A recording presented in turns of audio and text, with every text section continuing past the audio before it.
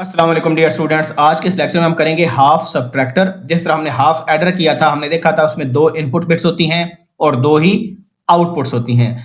ये दो नंबरों को सबट्रैक्ट करेगा। हाफ सबट्रैक्टर क्या करता है? दो नंबर्स को सबट्रैक्ट करता है। जिस तरह हाफ एडर क्या करता था? दो नंबर्स को ऐड करता था और दोनों नंबर्स की सिंगल सिंगल बिट होती थी। यानी अगर एक नंबर ए है उसकी भी एक बिट होगी और दूसरा नंबर बी है उसकी भी सिंगल बिट होगी। तो इसमें हमारे पास लेट्स सपोज एक नंबर x है जो कि सिंगल बिट का है, y भी सिंगल बिट पर है। इसकी जो एक आउटपुट है वो हमारे पास डिफरेंस की आती है और जो दूसरी आउटपुट होती है वो बारो आउट की होती है। जिस तरह के हाफ एडर में कैरी आउट होता था। तो बेसिकली हमने करना क्या है? हमने करना है x माइनस वाई। ये काम होगा हाफ सबट्रैक्टर का और जो आंसर होगा उसको 2 बिट्स की फॉर्म में लिखना है। डी में आएगा डिफरेंस और बी में आएगा बारो आउट। क्योंकि हम देख रहे हैं कि दोनों इनपुट्स की सिंगल सिंगल बिट हैं, लिहाजा ट्रुथ टेबल में कितनी एंट्रीज होंगी? 2 कॉलम्स होंगे इनपुट के, एक होगा x और दूसरा होगा y। और जो आउटपुट है वो भी 2 होंगी, एक बारो आउट और एक डिफरेंस का। तो अगर आप हाफ एडर के लेक्चर को रिकॉल करें तो जब हम ट्रुथ टेबल बनाते थे तो हम जो मोस्ट सिग्निफिकेंट बिट है आउटपुट की वो किसको लिखते थे? वो कैरी आउट को लिखते थे। तो यहां पर हमारे पास बारो आउट होगी मोस्ट सिग्निफिकेंट बिट आउटपुट की और जो डिफरेंस है वो लीस्ट सिग्निफिकेंट बिट होगी। अब ट्रुथ टेबल में कितनी रोज बनेगी? 4 रोज बनेगी क्योंकि सिंगल सिंगल बिट हमारे पास है। x की भी सिंगल बिट है, y की भी सिंगल बिट है। तो ये क्या हो जाएगा? 0 0 1 1 और 0 1 0 1। अब हमने करना है 0 में से 0 निकालना है। तो 0 माइनस 0 कितना होता है जी? 0 होता है। तो हमारे केस में जो बारो है वो भी 0 हो जाएगा और जो डिफरेंस है वो भी 0 हो जाएगा।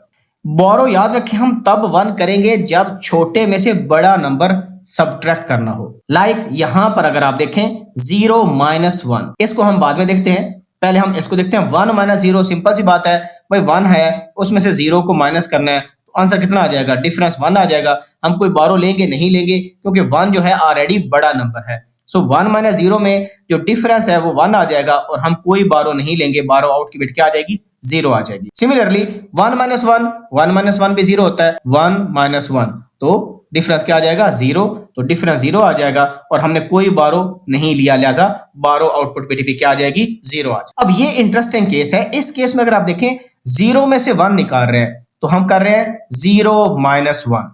लेकिन एक चीज का ख्याल आपने रखना है कि ये नंबर बाइनरी में है, ये डेसिमल में नहीं है। डेसिमल में क्या होता है? थोड़ा सा अगर हम रिकॉल करें यहां पर तो डेसिमल में ये होता है कि लेट्स सपोज आपके पास एक नंबर है 123 और इसमें से हमने माइनस करना है 56। याद रखिए कि जो डेसिमल नंबर होते हैं उनकी बेस 10 होती है। अब डेसिमल में आप सब्ट्रैक्शन कैसे करते हो? देखो ये 3 डिजिट है, ये 6 है, 3 इज लेस देन 6 तो हम यहां से एक बारो लेते हैं। तो नॉर्मली हम बारो कितना लेते हैं? 1 लेते हैं। हम इस 1 को यहां पर आके अटैच कर देते हैं, यानी इसका मोस्ट सिग्निफिकेंट डिजिट बन जाता है और इस 2 को कम करके ये 1 हो जाता है। एक इसमें से माइनस करते हैं। अब देखें हमने ये नहीं किया कि 2 में से एक कम करके 3 में ऐड किया, नहीं तो वो 4 हो जाता। ये 13 हो गया। अब 13 क्यों हुआ? क्योंकि बेस 10 थी। तो जब भी आप बारो लेते हो तो जो बेस है वो उस नंबर में ऐड हो जाती है। नंबर क्या पड़ा था पहले? वो डिजिट था 3 में बेस ऐड हो गई 10 तो आंसर कितना आ गया? 13। अब इस 13 में से हम 6 माइनस करते हैं तो हमारे पास क्या आता है? 7 आता है। अब यहां पर देखें ये 1 है और ये 5 है। 1 इज लेस देन 5 तो नेक्स्ट हायर डिजिट से हम बारो लेंगे। अब बारो कितना होता है? जो उसकी बेस होती है। बेस कितने डेसिमल सिस्टम की? 10 है। लिहाजा हम क्या करते हैं? ये जो 1 है इसके साथ अटैच कर देते हैं और ये बचाते खुद इसमें से एक माइनस होकर क्या हो जाता है? ये 0 हो जाता है। तो ये 11 बन गया। ये 1 + 1 2 नहीं बना। 11 क्यों बना? क्योंकि यहां पर 1 था और यहां से बेस 10 उसमें ऐड हुई तो 1 + 10 आप करेंगे तो आंसर कितना आता है? 11। अब 11 में से 5 माइनस करेंगे तो कितना आ जाएगा? 6। तो 67 हमारा आंसर आ जाता है डेसिमल के अंदर। तो एग्जैक्टली सेम प्रिंसिपल हमने बाइनरी में भी अप्लाई करना है कि जब भी हम बारो लेंगे तो बाइनरी की बेस होती है 2 तो बेसिकली 2 उस डिजिट में आके ऐड हो जाएगा क्योंकि बाइनरी की बेस 2 होती है। अब यहां पर इसको अंडरस्टैंड करने की कोशिश करते हैं। यहां पर मैं कर लेता हूं। अब देखें 0 माइनस 1 हमने करना है। 0 छोटा है, 1 बड़ा है, तो जो नेक्स्ट हायर बिट है वहां से हमने बारो लेना है। अब हमें कोई हायर बिट नजर नहीं आ रही तो हम क्या करेंगे? सिंपल यहां पर 1 लगा देंगे। अब इस वन लगाने का मतलब ही ये हुआ कि मैंने बेसिकली 2 इसमें ऐड कर दिया, यानी 0 + 2 आप करेंगे तो आंसर कितना आ जाएगा 2। और बाइनरी में 1 0 कितना होता है, बाइनरी में 1 0 इसको डेसिमल में कन्वर्ट करें तो ये 2 ही बनता है। तो देखें क्योंकि ये जो डिजिट था ये 0 था, तो 0 में हमने बाइनरी की बेस को ऐड कर दिया तो 2 बना दिया। अब डेसिमल का 2 बन गया, 2 - 1 आंसर कितना आ जाएगा, 1 आ जाएगा। तो इसका मतलब क्या हुआ, जो डिफरेंस है वो आपका क्या बन गया, डिफरेंस 1 बन गया। लेकिन क्योंकि हमने हायर बिट से 12 लिया, इस वजह से 12 आउटपुट भी क्या हो जाएगी, 1 हो जाएगी। कि जब भी छोटे डिजिट में से बड़ा डिजिट माइनस होगा, छोटे नंबर में से बड़ा नंबर माइनस होगा, 12 आउटपुट हमेशा आपकी 1 रहेगी। और डिफरेंस भी कितना आ गया, डिफरेंस भी 1 आ गया। अब यहां पर हम ना एक इंटरेस्टिंग फैक्ट डिटरमिन करते हैं। हम कर रहे थे 0 - 0 और आउटपुट बिट्स कितनी थी, 2 बिट्स थी आउटपुट। इसको डेसिमल में कन्वर्ट करते हैं, तो जो ये जो 0 0 है इसको डेसिमल में कन्वर्ट करें, आंसर आता है 0। 1 1 को डेसिमल में कन्वर्ट करें, आंसर आता है 3। 0 1 को करें, आंसर आता है 1। और 0 0 आंसर आता है 0। अब हम देखते हैं कैसे आया। 0 - 0 इट मेक सेंस कि आंसर 0 ही बनता है। 1 - 0 आंसर 1 बनता है, इट मेक सेंस। 1 - 1 आंसर 0 आता है, इट मेक सेंस।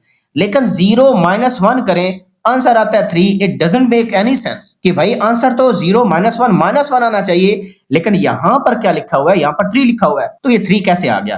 तो अगर हम डेसिमल में देखें 0 - 1 कितना होता है, -1 होता है, नेगेटिव आंसर आया। याद रखिए जब भी हमने बाइनरी में रिप्रेजेंट करना होता है ना नेगेटिव नंबर्स को, तो उसके लिए उसको हम कहते हैं साइंड नंबर्स। और बाइनरी के अंदर जो मोस्ट सिग्निफिकेंट बिट होती है वो हमेशा 1 होती है अगर आपके पास नेगेटिव नंबर हो। अब देखिए -1 को हमने कितने बिट्स की फॉर्म में रिप्रेजेंट करना है, 2 बिट्स की फॉर्म में रिप्रेजेंट करना है। अब सिंपल से असूल है कि अगर -1 को हम ऐसे लिखें -2 + 1, तो क्या ये ठीक नहीं है, क्या आंसर -1 नहीं आ रहा, बिल्कुल आ रहा है। और ये 2 बिट्स भी बन जाएंगी। अब हमें पता है इस बिट का वेट क्या होगा, इस बिट का वेट होगा 1 और इस बिट का वेट भी क्या होगा 1। तो आंसर 1 1 आ गया, क्योंकि ये जो बिट है MSB, ये बिट है साइंड बिट। तो जब इसको हम कन्वर्ट करेंगे डेसिमल के अंदर तो हम लिखेंगे 2 की पावर 1, क्योंकि उसका वेट क्या है 1 है। ये पोजीशन 0 होती है, ये पोजीशन 1 होती है, ठीक है, इस डिजिट की। तो क्योंकि ये साइंड नंबर था लिहाजा ये -2 की पावर 1 होगा, प्लस ये क्योंकि 1 है 1 मल्टीप्लाई बाय 2 की पावर 0। तो हमारे पास क्या आ जाएगा -2 + 2 की पावर 0 1 1 × 1 1, तो -2 + 1 -1 आ गया। इसी वजह से आपके पास आंसर 1 1 आया। ये देखें। अब इसका एक और तरीका भी है, वो तरीका ये है कि हमें पता चल गया कि भाई 0 - 1 करें, आंसर -1 आता है। तो दूसरा तरीका है कि 2's कंप्लीमेंट ले लें। ये तरीका भी मैंने बताया हुआ है अपने प्रीवियस लेक्चर्स के अंदर। अब 1 को हम सिंपल लिखते हैं, देखिए हमने करना है -1 को, तो पहले हम 1 को लिख लेते हैं। 1 को 2 बिट्स की फॉर्म में ऐसे लिखा जाता है 0 1। इसका हम 2's कंप्लीमेंट ले लेते हैं, जो आंसर आएगा वही हमारा 12 और डिफरेंस का आंसर है, वही हमारा 0 - 1 का आंसर है। तो 2's कंप्लीमेंट कैसे लेते हैं, पहले हम बिट्स को करते हैं फ्लिप, तो इसको करेंगे फ्लिप, ये बन जाएगा 0, ये बन जाएगा 1, फिर हम 1 ऐड कर देते हैं, 1 + 0 1 आ जाएगा और ये 1 वैसे आ जाएगा। तो देखें 1 1, तो ये कितना बनता है, ये डेसिमल में 3 बनता है। लेकिन क्योंकि नंबर साइंड नंबर था, इसको जब हम कन्वर्ट करेंगे, ये साइंड नंबर कैसे पता चला, इस बिट की पोजीशन से पता चला। इसका वेट है 0, इसका वेट होता है 1, तो ये हो जाएगा -2 की पावर 1। ये माइनस इस वजह से लिखा क्योंकि MSB बिट 1 है, प्लस 2 की पावर 0, तो -2 + 1 आंसर क्या आ जाएगा -1।